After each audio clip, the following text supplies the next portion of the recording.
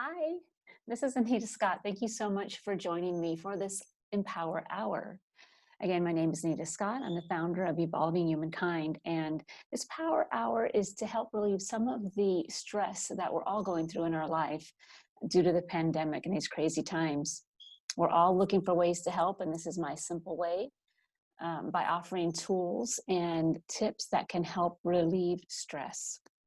I call it an Empower Hour, but really that's a misnomer because this session is only going to last about 25 minutes. So that gives you time back to hopefully practice these tips and tools.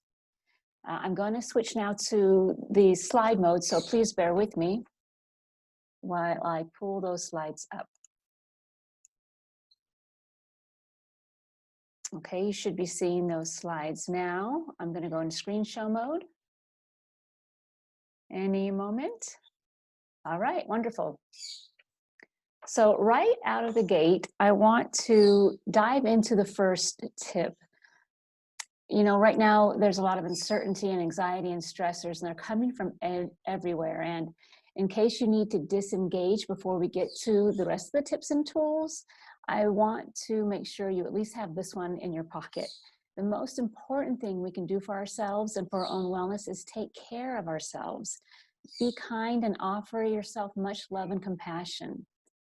Because our mental health directly affects our physical health, it's more important than ever to take care of our mental well-being.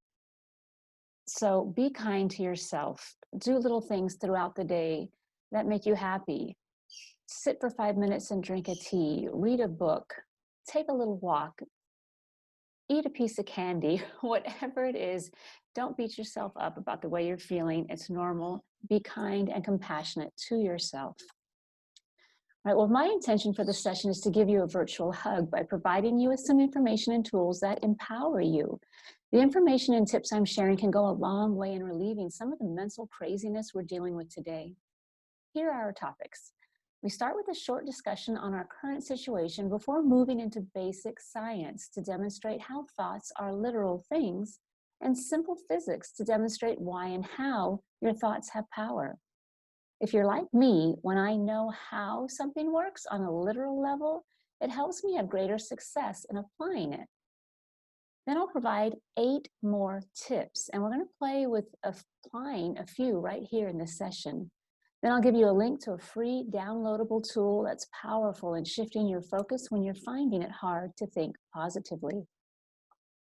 We'll close with a recap for an action plan to make sure we move the needle at a minimum in empowering you to improve your mental well-being so you can start feeling better.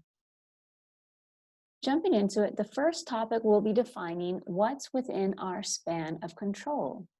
What we know about our current situation is there's a global pandemic caused by COVID-19. We're living in dangerous times and need to wear protective gear. Our lives and the lives of everyone else has changed drastically. We're experiencing a shortage consciousness, especially towards toilet paper and hand sanitizers, amongst other things. We're also experiencing fear consciousness.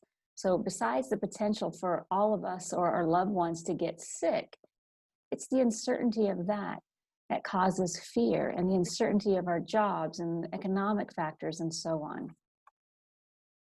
So now let's look at what we don't know, which is how long this will continue and how many more people will become sick. When will it be over? And will it ever get back to our so-called normal? What will it be like post-pandemic?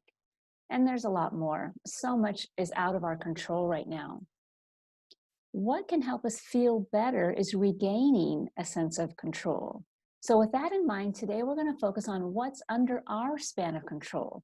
And that's actually the second tip, which is to let go of control and focus only on what's under our span so that we can improve our mental well-being.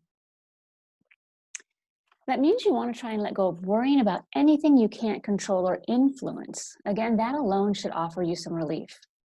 When you do find yourself focusing on things that you don't have any power over, shift to thinking what you can control.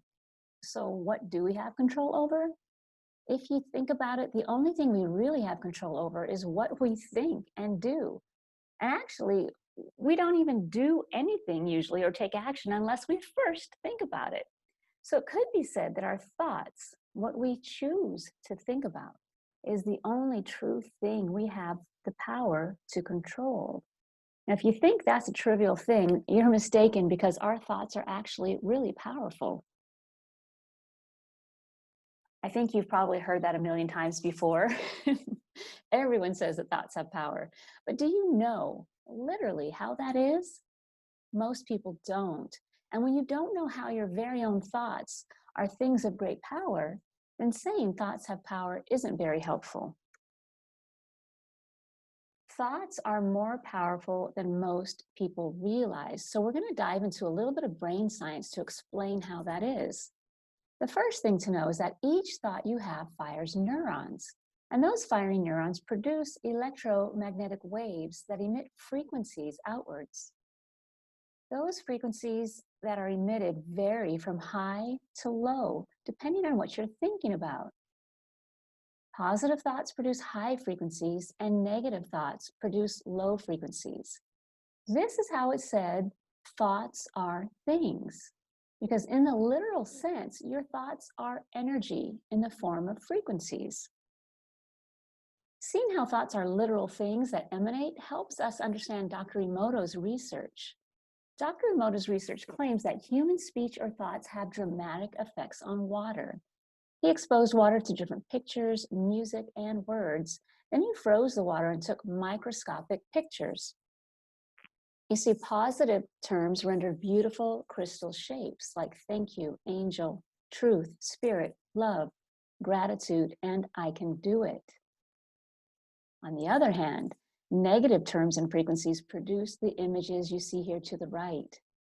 The term used for these specific images were "you make me sick," heavy music was played, and Hitler.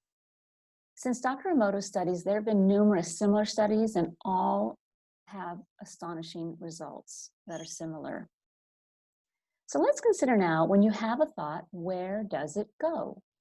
If we're looking internally, just imagine that if water can be impacted by words, what the impact to our own body and cells, comprised mostly of water, would be from our own thoughts and words. Your thoughts also emit outwards, as discussed. So emitted as electromagnetic waves from firing neurons, our thoughts are picked up and carried by an energy field. Now, science hasn't yet articulated what field that is, but you can imagine it to be similar to, if not the same, as the energy field that enables all of our wireless technology to work. Another important player in what happens to our thoughts is once they're emitted is the law of attraction. The law of attraction is one of the most powerful laws of physics that states the magnetic power of the universe that draws similar energies together, which essentially means like attracts like. Your thoughts as energy attracts matching experiences. Here's how that works. When you click your garage remote, it emits a frequency or signal. That signal is picked up and carried by the energy field in search of a match. When a match is found in your garage door opener, an experience is returned by the way of your garage door opening. They say that knowledge is power, and in this case, it's invaluably, difficult for me to say, powerful, because when you know with literality how your thoughts emit and how the law of attraction draws forth matching frequency life experiences, then you understand the power of your thoughts. Now that you know how thoughts emit a form of energy that draws forth matching frequency experiences, you can become more deliberate about what you choose to think about and therefore draw to you as experiences. We're going to officially move into the tips now. Recalling the first tip was to be kind to yourself, and the second was to let go of control on all the things you can't control, opting to think about the things that you can influence or change. The third one here is to pay attention to your mood, because feelings are truly your sixth sense. They indicate what you're thinking about. Your feelings are the best tool cluing you into your thoughts, so a direct indicator of your thoughts is your mood. The fourth tip is to intentionally choose positive thoughts. Now, when you get upset about something, you're making a choice to think those thoughts that make you angry or sad. The logic is no one is making you think the thoughts you think because you alone are the thinker of your mind. Tip 5 is growing your self-awareness, which will help with number 3 to choose positive thoughts. To facilitate your ability to harness the power of thoughts to the fullest, we need to increase our self-awareness so we know what we're broadcasting. Freud compared the mind to an iceberg, theorizing that we're only aware of the tip of the iceberg at less than 15%, with the majority and most important part of the mind lying below the surface. Most recently, cognitive neuroscientists are saying that we're conscious really of about only 5% of our cognitive ability. So most of our decisions, actions, emotions, and behavior depend on the 95% that goes beyond our conscious awareness. Since firing neurons emit energy regardless if we're aware of the thoughts or not, expanding our self-awareness is key to being able to better notice and pivot negative thoughts. The best tools to grow our self-awareness are mindfulness and meditation. Now, both are agnostic, so you can have a religion and practice a meditation too. Let's do a breath meditation for 3 cycles. So if you will, sit comfortably in your chair and softly close your eyes.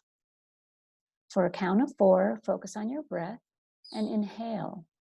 2, 3, 4. Now hold that breath.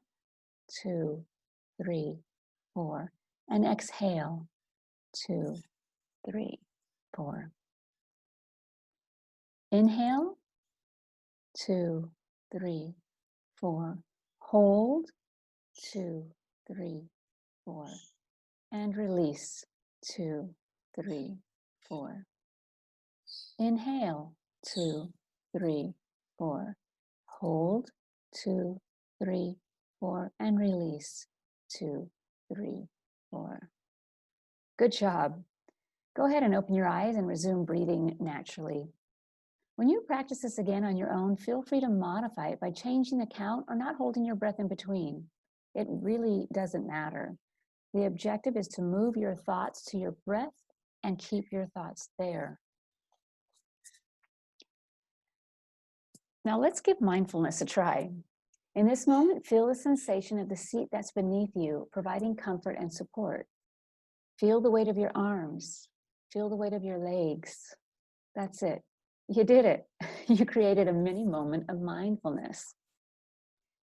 When we talk about regaining control, all of your power resides in the now. So mindfulness is the best tool to tap you into that power. As you progress through your day, aim to be mindful on at least 3 occasions. Besides moving you into the present, it interrupts the pattern of incessant thoughts and makes space for clarity and peace. The more you practice both of these, the easier and more natural it becomes, and the more your awareness muscle grows. The next tip is to focus on what you want instead of the absence of it. What you focus on expands, so think about what's wanted and not the lack aspect of it. Often when you think you're thinking about what you want and focusing there, you're really thinking about the absence of it. For instance, I hate being broke. That's the frequency of lack, and it's focusing on what you don't want. That low frequency is why you don't feel good when you focus here. On the other hand, I wish I was rich is the frequency of wealth, and it's focusing on what you do want. While they may seem the same, the frequency of what's wanted versus the absence of it are opposite in polarity, and therefore they draw forth very different experiences. Tip 7 is to limber up your brain. Because we learned that more than 95% of your thoughts are hidden, and on top of that, 90% of your thoughts are repetitive. You're thinking the same thoughts day after day. It's important to limber up our brain. We get into these loops and it's hard to break out of them. So if you're finding it hard to stop thinking about what's worrying you, you can reduce those repetitive thoughts by increasing your brain's neuroplasticity. Did I say that right? Neuroplasticity. All right, well, to limber up your brain, you can do things differently, like get out of bed on the opposite side, or drink tea instead of coffee, wear your hair differently. If you're still driving to your work, then just take a different route, and so on. Tip 8 is pivot negative thoughts by replacing them with positive ones. Imagine a future where you're coming out of this crisis stronger, and whatever that looks like to you. When you recognize that you're not in a good mood, pivot your attention to what's wanted, and when you do that, your feelings will improve. Remember, negative emotions are an indicator of negative thinking. So when you recognize that you're feeling sad or mad, try intentionally pivoting your attention to the opposite thing that's bothering you, to what's wanted, and then you'll see your feelings improve. The final tip today is number 9. Notice it doesn't say have fun. It says seek out fun. Make it an intention each and every day to find something fun to do. When you're having fun, you're emitting high vibes. And it's been scientifically proven that we can only have one thought at a time. So when you're focusing on having fun, thoughts of distress, concern, or fear lapse, and it gives you space away from what's bothering you. A great way to pivot thoughts is doing something fun. Some ideas would be play hide and go seek with your kids or your partner or your pets. I've done that before, played hide and go seek with my dogs. Or take 5 minutes to thoroughly enjoy a tea. It really doesn't have to be elaborate. It just takes you taking the time to think of thoughts about what you'd like to do for fun, and then do that. So here's a recap of our action plan with 9 things you can start doing by immediately improving your circumstances. Always start by being kind to yourself. Let go of control of the things that are out of your span of influence and focus on the things you can control. Pay attention to your mood because your feelings are a direct indicator of what you're thinking about. Choose positive thoughts.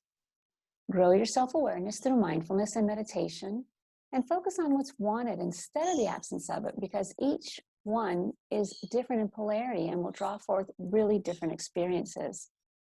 Limber up your brain by doing things differently, like getting out of bed on the opposite side. Pivot negative thoughts, asking, what can I do about this? And leaning into what you have control over.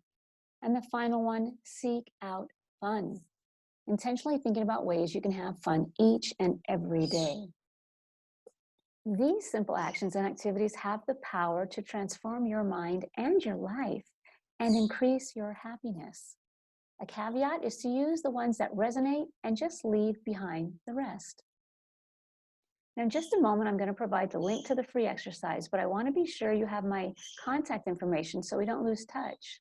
If you found this information informative and helpful, it comes from my new book, which includes a lot more science, tips, and tons of exercises. I also offer a program that helps you apply these and more techniques that get you thinking differently and supports you in getting further faster and dramatically improving your life circumstances. To learn more and pre-order my book, go to AnitaMScott.com. To get your free exercise that's powerful at helping you shift away from thoughts that are bothering or worrying you, go to AnitaMScott.com/focus-shifter. The link is provided here on this page. Again, AnitaMScott.com/focus-shifter. You can download the Focus Shifter exercise there, and instructions are provided on the page. The beauty of this grid is turning to it when things go wrong or you lose them altogether. When that happens, this exercise helps you shift your focus and acknowledge what's going well. I hope what I've shared today offers you some relief and it helps you think differently. Thank you so much for your interest, your time, and attention, and goodbye for now.